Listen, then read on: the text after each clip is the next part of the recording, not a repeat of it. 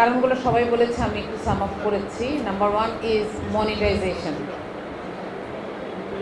টাকার জন্য আমরা নিজের প্রাইভেসিকে বিক্রি করে দিয়েছি, নিজের পরিবারের প্রাইভেসিকে বিক্রি করে দিয়েছি। এখন যখন বেচার আর কিছু ঘরের মধ্যে নাই, তখন মানুষকে বিক্রি করি।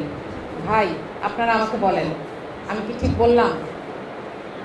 আজকে যখন ডক্টর মৃত্যু এখান দিয়ে ঢুকছিলেন, আপনারা ভিডিও করছিলেন, ওইটাতে কোনো নিউজ নাই ভাই। আমি যখন হেঁটে বের হই, আমি যখন হেঁটে ঢুকি, ওখানে কোনো নিউজ নাই।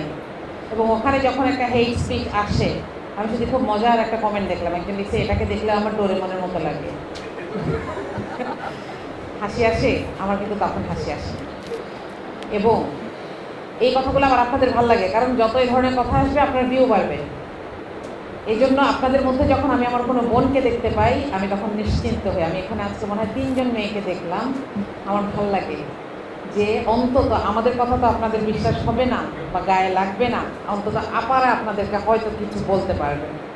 আপনারা নিশ্চয়ই বুঝতে পারছেন, আমি আপনাকে বলছি না, আপনাদেরকে বলছি।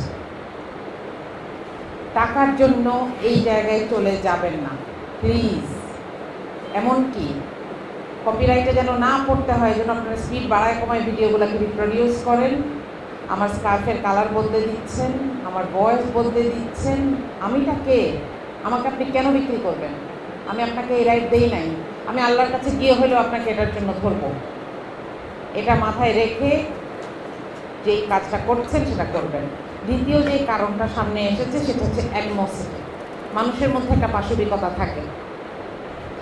আমাদের কাজ হচ্ছে এটাকে রাখঢাক করে, এটাকে বুঝিয়ে শুনিয়ে মানুষ হয়ে ওঠা, তাই না? আমরা সেটা হয়ে উঠতে পারছি না। এই জায়গাটায় যাইতে হবে, উই মাস্ট।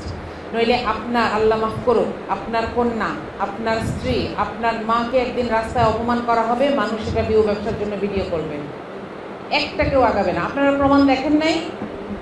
একটা লোক, তার কাঁধে একটা বাচ্চা মৃত, তার কোলে তার স্ত্রী মৃত, সম্ভবত কাঁধে স্ত্রী মৃত, কোলে আরেকটা বাচ্চা মৃত, হাতে আরেকটা বাচ্চা জীবিত, কেউ তাকে সাহায্য করতে আগায় আসছে না। দেখেন নাই? আপনি ওই জায়গায় যাইতে চান? কোনোদিন আমি ওই জায়গায় আমার দুশ্মনকেও দেখতে চাই না। এই অ্যানিমোসিটিকে আমরাই বাড়িয়ে দিচ্ছি। Number 3 reason is rage bait. নাম শুনেছেন তাই না? 2025-এ অক্সফোর্ড ডিকশনারি তাদের এই একটা প্রত্যেক বছর তারা এটা করে, ওয়ার্ড অফ দ্য ইয়ার করে। 2025-এ এটাকে করেছে যে আরেকজনকে একটু খেপিয়ে দিয়ে নিজের ভিউ বাড়ানো। আপনারা শুনলে অবাক হবেন, আমাদের এমন টকশোতে যান, এমন মানুষও আছেন যারা প্রোগ্রামের শেষে বলে, আপা একটু ঝগড়া করলে ভিউ বাড়ে। তখন এরা আমাদেরকে আবার ডাকবে। আল্লাহু আকবার। মানে সে আমাকে বলছে যে আপনি একটু কথার পিছলা যায় না, আমার সাথে অন এয়ারে একটু ঝগড়া করেন। এরপরে আমি ওই চ্যানেলকে বলে আসছি, আমাকে আর এই লোকের সাথে ডাকবেন না। আমি আগে এটা ব্লক করতাম না, কিন্তু আজকাল এইভাবেও মানুষকে, শুধু ভার্চুয়ালি না, রিয়েল লাইফেও এভাবে ব্লক করতে বাধ্য হচ্ছি। কারণ আমি রাস্তার বানর নাচানোর সেই ফেরিওয়ালাটা না, যে আমি বানর নাচাবো আর মানুষ দেখে হাততালি দিবে। নো, আমি আমাকে ওখানে নিব না। এটা তো কারণ বললাম।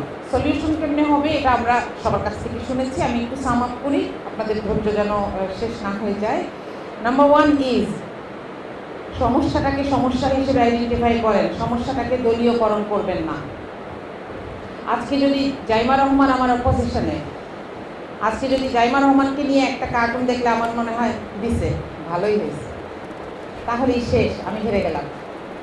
আজকে যদি বিএনপির কারোর আমার একটা ভিডিও দেখলে মনে হয় ভালো হয়েছে, খুব না পটপট করে, একদম উচিত মতো দিছে, তাহলে আমি হেরে যাচ্ছি। আমরা সমস্যাকে সমস্যা হিসেবে দেখতে হবে, এবং ওইটা আদার সাইড, বেড়ার এই সাইডে আমরা সবাই। এই জায়গায় যতদিন না দাঁড়াতে পারবো ততদিন আমি সমাধান পাবো না। আমার যেই কর্মী আমাকে এসে বলবে যে আজকে তো দিয়েছি একটা মিম বানায় দেখেন, তা আমি এখানে গিয়ে একটা হাহা দিলাম, সে মনে করবে যে তাইলে এটা জায়েজ, অপরপক্ষকে করা এটা ঠিক, তাই না? আমি যেন তার কানের উপর 2টা দিয়ে বলতে পারি যে বন্ধ করো, ওইটাও একটা মানুষের ইজ্জত। এবং পার্সোনালি, দলীয়গতভাবে কেউ অন্তত আমাকে এই জায়গায় ব্লেম করতে পারবেন না ইনশাআল্লাহ। আমি জাইমা রহমানের সাথে যখন ঘটনাগুলো ঘটেছে আমি লিখেছি, এবং এটা আজকে থেকে না, 5 অগস্ট যখন মেয়েদের পার্সোনাল কাপড়গুলো নিয়ে রাস্তায় দেখানো হচ্ছিল, মানুষ ফুর্তি করেছিল, আমি সেটার বিরুদ্ধে কথা বলেছি। আমি একটা রেজিমকে অপোজ করতে পারি, কিন্তু একটা মানুষের মানবিক সম্মান আমার কাছে সবসময় ইম্পর্টেন্ট। এটা আপনাকে মাথায় রাখতে হবে, এখানে একমত হইতেই হবে। এটা হচ্ছে সমাধানের প্রথম ধাপ।